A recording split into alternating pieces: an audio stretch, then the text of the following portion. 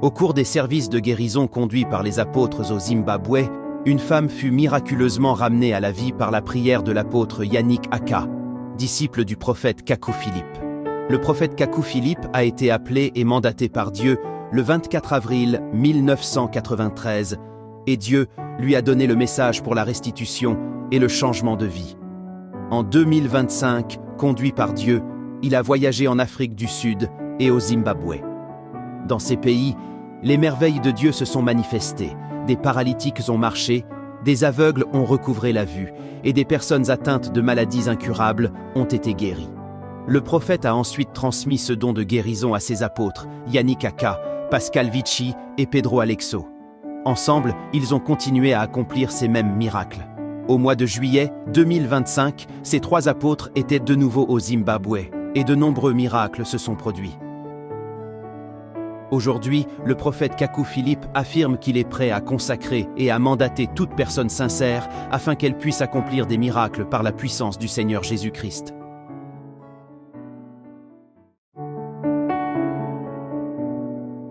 Pendant que l'apôtre Yannick continue avec la ligne de prière, l'apôtre Pedro Aleixo l'informe qu'il y a une femme malade, amenée du Mozambique, qui est dans un état critique, en train de mourir.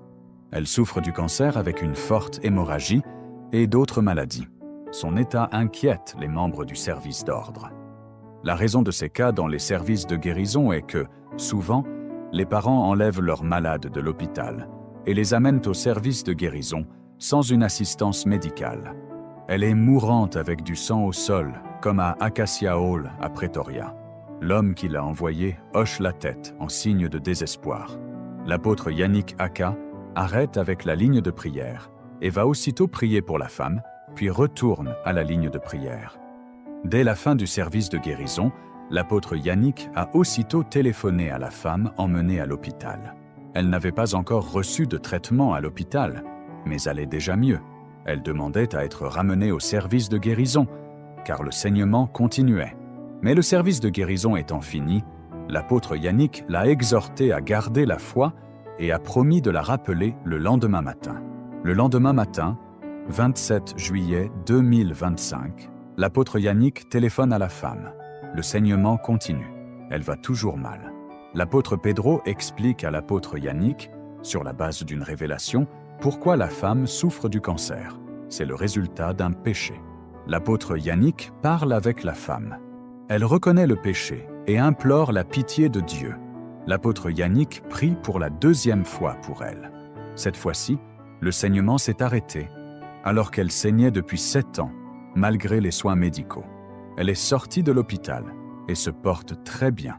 Nous avons reçu de merveilleuses vidéos d'elle en train de faire la cuisine.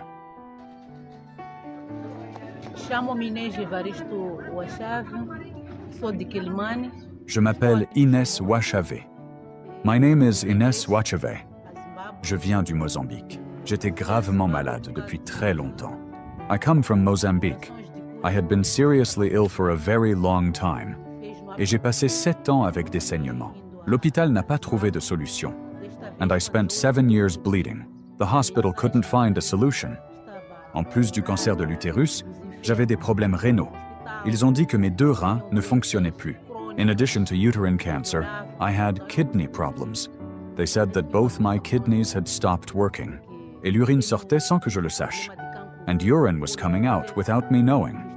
Puis un jour, j'ai entendu dire qu'un prophète appelé Kaku Philippe était venu au Zimbabwe et qu'il avait accompli de nombreux miracles et guéri toutes sortes de maladies.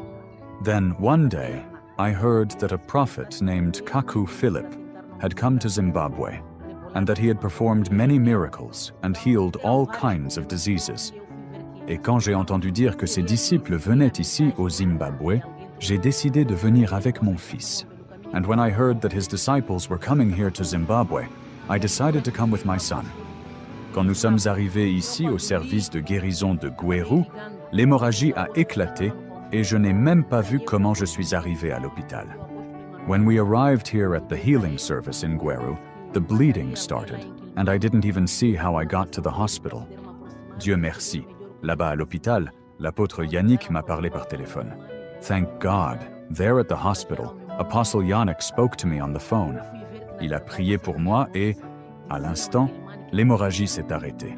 He prayed for me, and in that instant, the bleeding stopped. Les médecins étaient étonnés. The doctors were astonished. Je me sens comme une nouvelle personne. I feel like a new person. Je suis une chrétienne évangélique et je remercie Dieu de nous avoir envoyé un prophète, le prophète Kaku Philippe. I am an evangelical Christian, and I thank God for sending us a prophet, Prophet Kaku Philip. Celui qui l'a envoyé, c'est vraiment Dieu.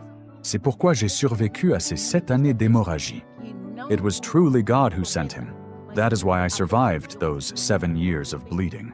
La façon dont elle s'est terminée, cela ressemble à cette histoire que j'ai toujours lue dans la Bible. The way it ended is like the story I always read in the Bible. La femme à la perte de sang. The woman losing blood. Amen.